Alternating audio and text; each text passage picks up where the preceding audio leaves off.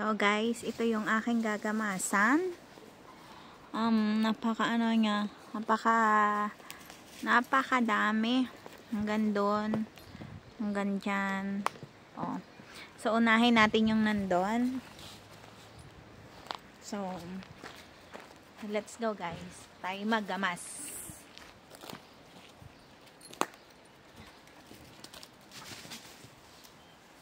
So need ng gloves para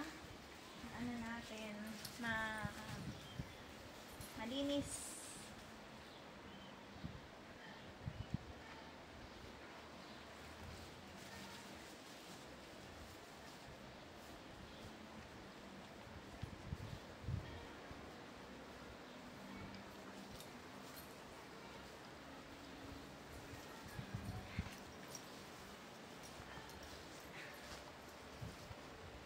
So, makinig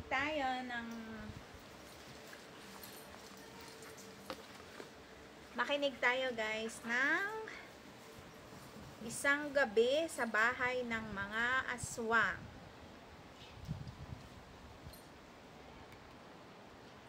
Mga madaling araw, patapos na noon ang okasyon. Nagpaalam na si Japet na ihahatid niyo mano ang babae. Siyempre nagtanong kami sa kanya kung saan banda, tsaka ano ang pangalan ng babae niya. Sinabi niya sa amin ang pangalan na itago na lamang natin Kwekwe. Ang lugar umano, napakalayo. Nasa bukid talaga yun. Alam namin ito gawa ng minsan at nakabutan dito si Ludo. Kasi napakalayo talaga. Sigurado ka bang animal ka? Hindi ka ba natatakot doon? Alam mo naman, kung nagpumulay mo balita may aso eh. Saan mo Ludo? Sos, natatakot pa kayo? Eh basta ihahanin ko. Mauna na lang kayo. Naging naumya mo na kasi siya eh. Nagpakis eh. Oo. Sa mga maiigit na lang, eh talagang may pruweba ako pagbalik ko. Gustahan pa tayo. May makukuha ko. Parang ang layo naman guys. Parang ang layo palto. Ilipat nga natin. Abay, napakakursunada. Sinabi ko naman na iyaan na lamang ang layo ni Japet. Ayun, inihatid na tayo. Kami noon ay nagsilbihan na sapat na rin kasi ang pagkalangot namin noon sa alam.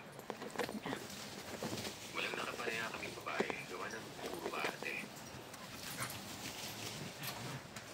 Sumunod na araw, hapon, bumisita sa amin itong mga magulang ni Japet. Nagtataka ako noon. Kasi ayon sa mga ito, hindi umano siya umuwi noon. Baka kamo nasa amin ito o hindi naman kaya ay sa ibang barkada. Kagad kong sinabi na wala. Hindi ko ito nakita pero hindi ko din sinabi kung saan ito nagpunta, Sir Sam. Hindi ko alam kung bakit pero sa natatandaan ko noon, may usapan kami magkakaibigan na anumang mga bisyo namin ay hindi makakarating sa mga magulang. Siguro, yun ang dahilan. Pero magpaganon pa man ay hindi ako napanatag. Sinabihan ko na natulong ako sa pagkahanap nun. Kaya pala, para mas maging malinaw sa inyong lugar, kagaya lamang din ng mga center dito na nasa liblib. Maliit na nayon na may iilang mga kabahayan. Magkakalayo ang agwan. Bali lupain ang pumapagitan. Magkaklase kaming apat hanggang sa makapagtapos na nagsekundarya. Talagang ubod kami ng kabubuhan. Aminado ako dun. Pero itong mga bobo, ito lang din ang magkakasangga. Mga hilas kasi mga matatalino. Kala mo kung sino. Yung bahay namin na yun, bungalow na hindi pa natatapos. Kumbaga wala pang finishing at nakabunga dito sa maisa namin. Ang pinakamalayo lang ay ang tirahan ni Ludo. Doon kasi banda sa gubat ito. Habang sila Japet naman at Gaspar ay malapit sa may sentro. Tingin ko noon, napuntahan na ng mga magulang ni Gaspar. Chia! Kaya yung naiisip ko, ang punta na lamang si Dudo nun. Ayun, nagpaalam ako kila nanay at tatay na bibisita ako kila Dudo. Aalamin ko lamang kung naroroon ba si Japet. Napagalitan pa nga ako ni tatay noon gawa ng alam nilang atik itong si Dudo. Baka umano na-impluwensya na ako. Sabi ko naman hindi. Na hindi totoong adik ang kaibigan ko. Mukha lang. Kahit naman talaga totoong adik kita, Sir Seth, ay pinagtatanggol ko lang ang inayupak na yun. Ganun kami kasanggang dikit na mga barkada ko. Kanya-kanya ng palusot pero pinagtatanggol ang isa't isa. Kasi nga kapag nagkabulagaan na, basag talaga ang grupo namin nun. Pinuntahan ko si Dudo. Nagulat pa ito sa sinabi ko. Yawa na. Baka doon na tumira yung si Japet, ha? Nakapunta na ako doon eh. Pwede natin puntahan yung lugar. Alamin lang natin yung kalagayan niya. Baka kasi hindi pa nakontento yun sa layaw niya. Kilala mo naman yun. Masyadong manyapis. Hindi naman ako nag-alinlangang pumayag nun. Ang problema nga lang ay malayo at wala talaga akong pera. Mabuti na lang at may pera itong si Dudo. Hindi ko alam kung paano nagkaroon ng pera. Gawa nang wala namang trabaho. Siguro palihim na nagbebenta ng damo.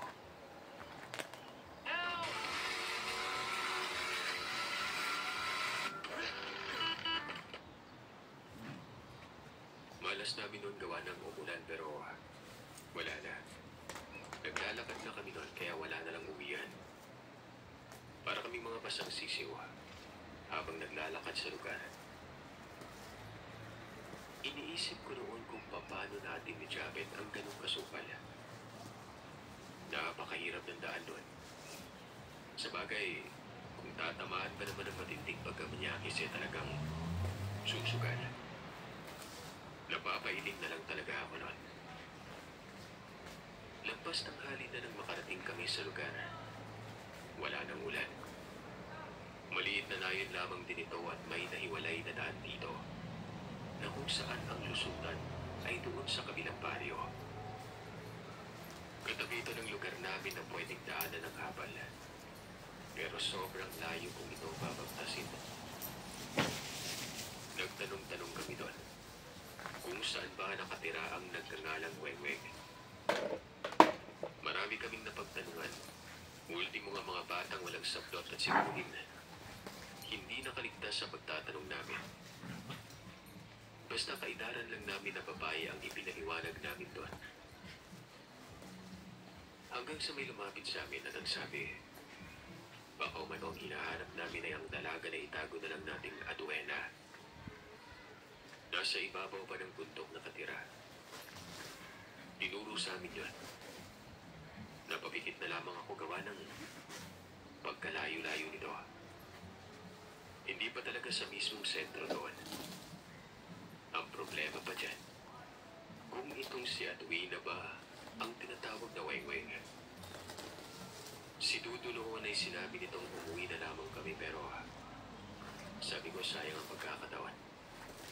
Naroroon na lang ay dapat hindi na uwi kung walang nakuhang impormasyon. Nag-aalala na kasi talaga ako noon. Hindi ko alam kung bakit pero may kutob akong may hindi magandang nangyayari. Lalo pat napag-alaman namin na walang Wengweng doon sa lugar.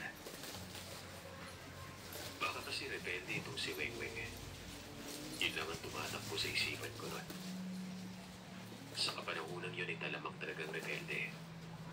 Kahit sino pa ang tanungin basta lumad na taga ron, umaabot pa ang mga rebelde sa Tyson hanggang sa kabukiran ng Calatrava. Pinuntahan namin yung matarik na bundok at doon ay nakakita kami ng magkakasunod na mga bahay. Dalawa. Ang isa ay parang walang nakatira kasi si Ryan. Pero ang isa, halatang meron. Wala namang sigurong ibang tinutukoy yung taong napagtanungan namin. Gawa ng yun na ang nasa pinakatuktok talaga. Nagtanong kami, taga saan si Aduena? Hiya, Tyson, come here. Ng baho ang nakausap namin na Tyson, amoy come here. kambing. Basta napakasamsam ng amoy na parang isang kinikili. Ang sabi noon ng Aduena umano ay ang apo niya. Tapos ay tinawag niya ito. Umungad naman sa pintuan yun. Inlatis kong maigi kung ito na ba yung babaeng nakapareha ni Japet sa baile. Pero hindi. Medyo matanda kasi yung Aduena. Nakutusan pa ako ni Tuto doon. Nagsayang lamang daw kami ng oras. Siyempre, sinabi ko sa kanya na wala namang masama kung nagpapakasakali. Yung matanda ay nagtanong kung sino ba talagang hinahanap namin. Nagkatitigan kami noon ni Tuto. Para kasing ang seryoso na mukha ng matanda. Sinabi ko ang pangalang Weng-Weng. Si Weng? Teka, sigurado ba kayo? Kilala niyo yung Weng? Yun din naman yung sinabi sa amin ng kaibigan namin eh. Weng-Weng daw. Tugon ko. Sabay titig kay Dudo. Gawa ng kinupulot na ako nito sa tagiliran. Ang sabi ng matanda, Tyson! daw ay nasa unahan ng bahay. Sa bandang baba ito ng bundok. Kung yun umano ang dalagang hinahanap namin, ay wag na lamang daw namin puntahan yun. Siyempre, nagtaka kami doon ni Dudo. Nagtanong kami kung bakit pero hindi na nagsalita pa yung matandang yun. Tumalikod na ito at pumasok ng bahay. Ano? Itutuloy pa ba natin, Dani? Tuloy natin. Ano kayang punto ng gurang na yun? Tara na. Pinunta namin yung sinabi ng matanda. May maliit na daan doon. Nakabungad ito sa napakatarik na bangbangan. Nagre-reklamo na si Dudo. Tyson! Ayon sa kanya, kapag nagkamali umano kami ng hakbang, pupunutin talaga kami sa baba. Madulas pa naman umano ang daan kasi nga umulan. Tapos panay bitaw ng mabibigat na salita nito.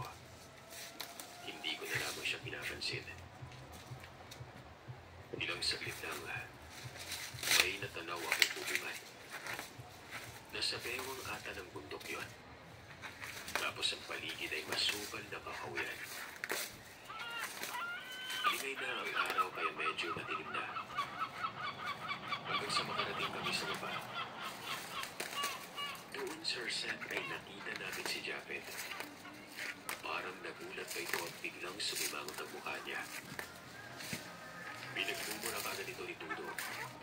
Talagang inilamos ni Japet ang matasalit na salita ni Tudo doon. Nakatayo lamang si Japet.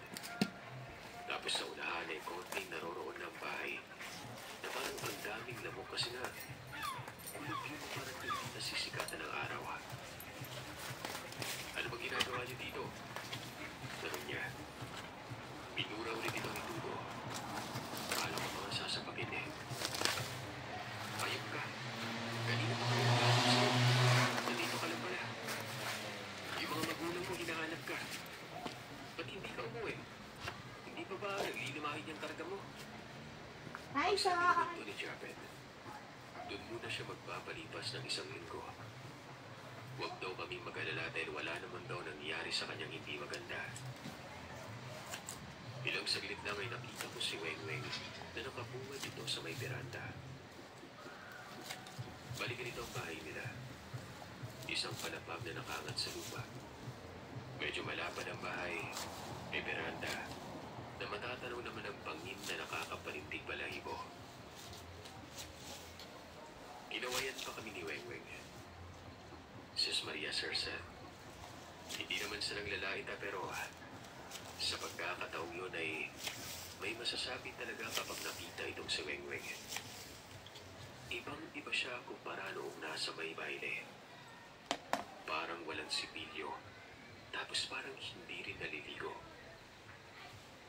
Buhagag ang buhok. Nandiri nga ako noon kay Japet. Kung sakaling may nangyari sa kanila,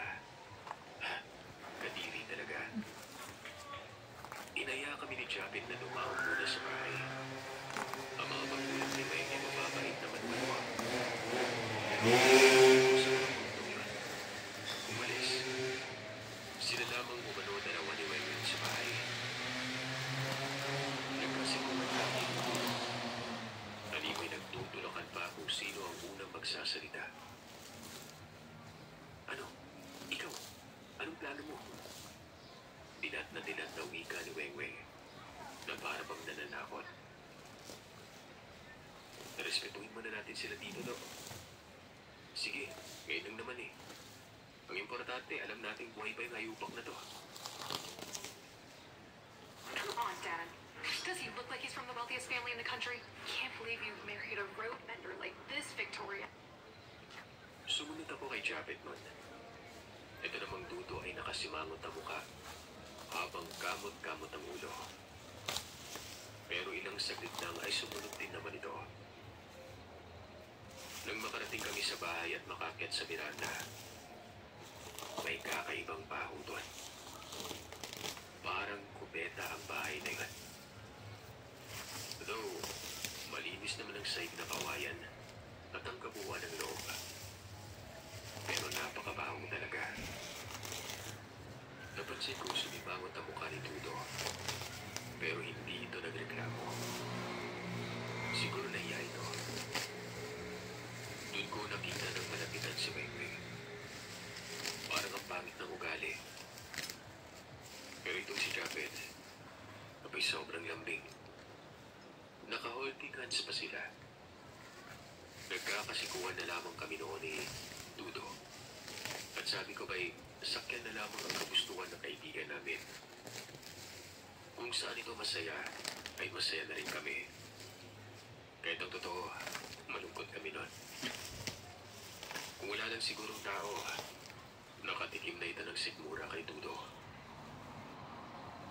Kung nasaan si Wengweng ay nakabuntot naman itong si Japet. Tumulong pa nga yun sa pagkatay ng manok kasi nga ipapakain naman sa amin. Nag-ihaw sila sa may baba. Kami naman ni Dudo ay naroroon sa may veranda. Yung samyu sa bahay na yun ay parang nasanay na lamang din kami. Nung padilim na, kumain kami nun. Walang kahit konting alat yung inihaw na manok. Masarap ang amoy pero hindi masarap kainin. Nagtataka ako kung bakit hindi nakikisabay itong si Wengweng. Tinatawag pa ni Dudo na sumabay na ng kain kaso umiling ito. Habang nangyayari naman yun, nagpaalam kami na pagkatapos kumain ay uuwi na kami. Tapos isasama namin si Japet pero ano bang sabi ko? Dito muna ako. Hayaan nyo na yung mga magulang ko. Wala namang maganda sa bahay namin eh. Puro sermon. Tsaka pangit ang mga ugali ng mga kasama ko doon. Walang mga modo. Nagkatitigan kami noon ni Dudo. Binalag kami ng pagtataka. Ito pa lamang ang unang beses namin marinig ni Dudo ang sinabi ni Japet patungkol sa mga magulang niya. Para bang walang respeto. Ibang-iba siya noon. Dahil itong si Japet, bagamat may pagkabigyo, hindi ito nagbibitaw ng salita patungkol sa kanyang mga magulang. Lalo na kapag hindi maganda. Bagkos ay nire-respeto niya ito at ang totoo. Mahal na mahal si Japet ng kanyang mga magulang. Kahit isang beses, hindi kami nakakarinig ng sermon mula sa kanila. Katunayan, sa lahat ng mga magulang namin, ito lang mga magulang ni Japet ang mabait at mapagkumbaba. Lalo na kung paano makitungo. Sapakin ko na kaya itong hayop na to, Dani. Hayaan mo na, Dudo. Baka nag-aalipay lang yan para makapanatili dito. Sakyan na lang natin. Pero hindi tayo uwi kapag hindi natin siya kasama. Kay Dudo nun. Ayaw naman dito. Tyson? Hindi umanong pwede yun. Kung hindi daw kami uuwi, ay kami naman ang pagagalitan. Kaya uuwi daw kami pagkatapos kumain. Kalulubog lang ng araw nun. Bababa na sana kami ng bahay. Nang makarinig kami noon ng ingay sa mga damuhan. Kasabay nito ang tingin na parang igig ng malaking baboy. Tapos ay paglakas ng mga hundi ng kuliglig na parang bang may mga kung anong nilalang sa paligid nun. Nakakarinig din kami noon ng hagikig. Nakakapanginabot yan and Sir Seth. Bigla namang nagsalita si Weng at nagsabi, bukas na lamang daw kami umuwi. Gawa ng madilim na at baka bagatin kami ng aswang. Yung narinig daw namin, aswang yan at napadaan sa lugar. Sabi ko naman hindi. Hindi ko ang aswang. Hanggang sa may pinulong sa akin si Dudo. Ayon dito, Gio, Tyson! yung inig na yun naman o ay galing sa aswang. Ito na rin ay batay sa kanyang tatay. Gio, kami yan. Parang hindi ko malo ng baboy ito. Patunayan ay nakarinig na rin si Dudo ng ganon. At ilang saglit nang ay may nakita siyang tao na nasa ibabaw ng puno. Nabilihan naman kung anong nawala. Guys, meron dun sa kabila.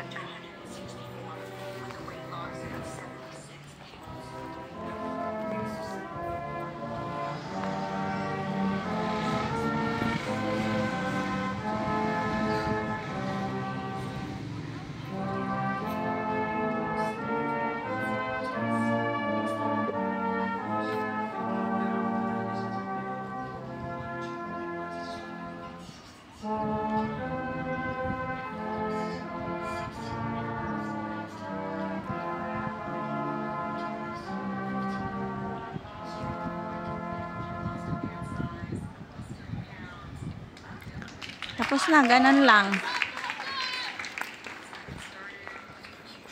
Thank you so much, happy customer, and excited for what it can do for others.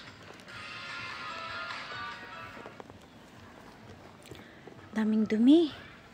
Kailangan nang magpintura pati.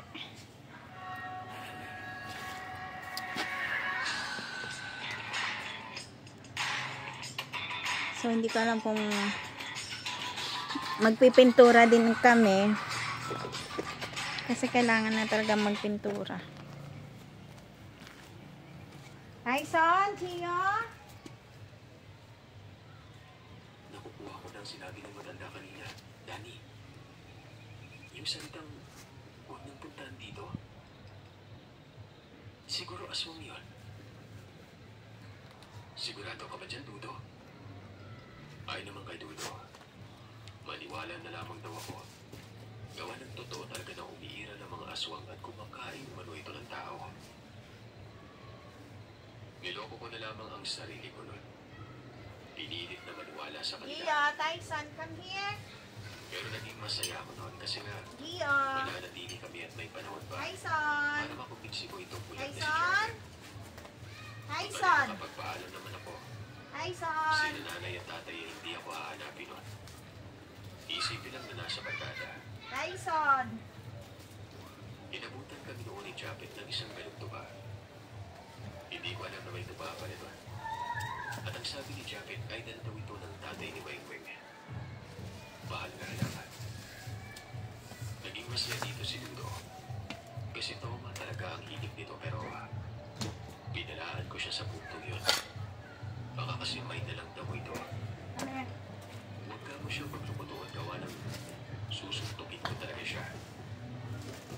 Ito kasing si Dudo, kapag may tama na, kung ano-ano na lamang ang sinasabi. Kadalasan malalaswa. Tawa ng tawa ng walang katapusan. Ikaw pa naman yung tamaan ng tamo, diba? Get it. Lagi mo ba natin? Si Weng Weng at Japet ay nasa gilid ng langit. Naglalantian. Akala sa maganda tingnan pero nakakasuklaman. Nagtaka ako gawa ng hindi pa dumanan din ang mga magulang ni Weng Weng doon. Nagtanong ako kung kailan ba darating ang mga ito pero bigla na lamang natahimik ang babae. Nakita ko yung hilaw na pangiti niya. Ilang saglit pa, ang sabi nito, nasa paligid ng walo. Maya-maya ay ako din tumalis na babae. Parang tumaling. Iyan ang naisip ko. Nasa paligid ka. Nasa mirang katabi ng mga puno yun at may ilaw na mula sa lampara. Kahit maliit lamang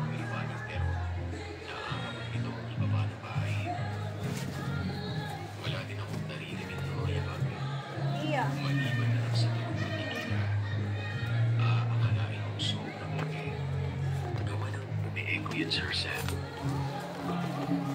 Hanggang sa Parada, guys. narinig muli namin yung bigay ng baboy. Tapos nawala ang muli ng mga muling. Si Tulo nun, napapapitag pa dahil ng ulan. Bigla itong tumayo at sinipat ang bandang baba.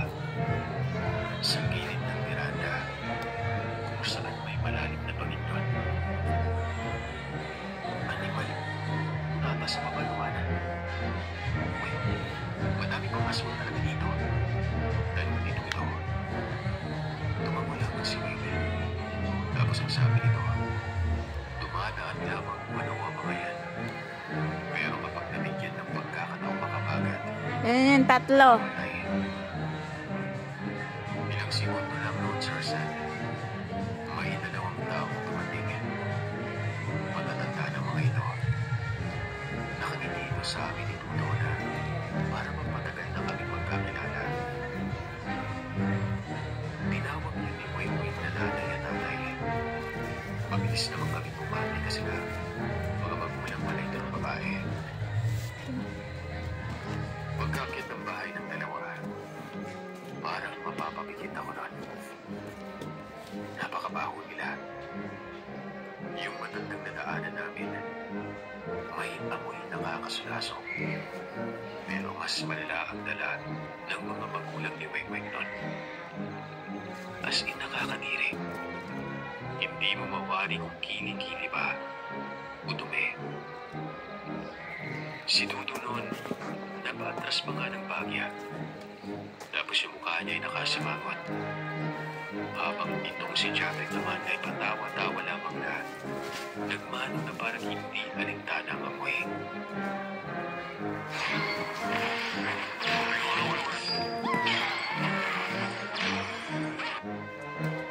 Walang kibo ang mga yun. Dumaan lang tapos nagdiretso sa may kusina. Yung kusina ay hindi namin nakikita mula sa miranda. Nasa likod ito ng isang silid na nakabungad sa sala nun. Sumunod si Wewe, habang si Japet naman ay nakamisi na para pang baliwa. Yan pang hindi na namin kilala. Kinakausap namin ito pero tumatago naman.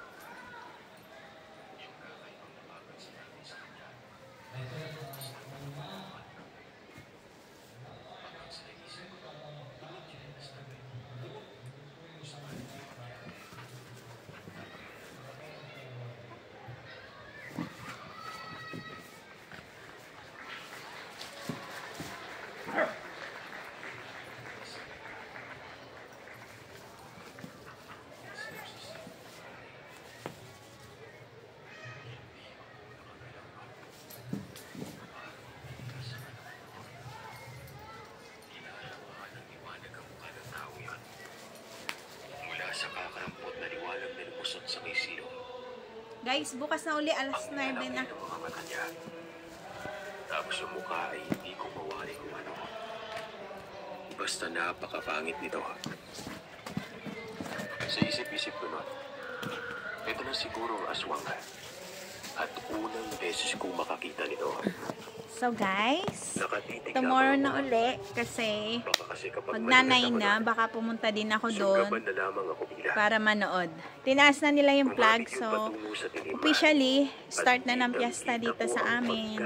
Look guys, the flag is there. Hanggang sa maglaho na lamang sa kawalan. So, see you tomorrow guys. Panoorin nyo to ha. Bye-bye. Bye. Say bye, Gio.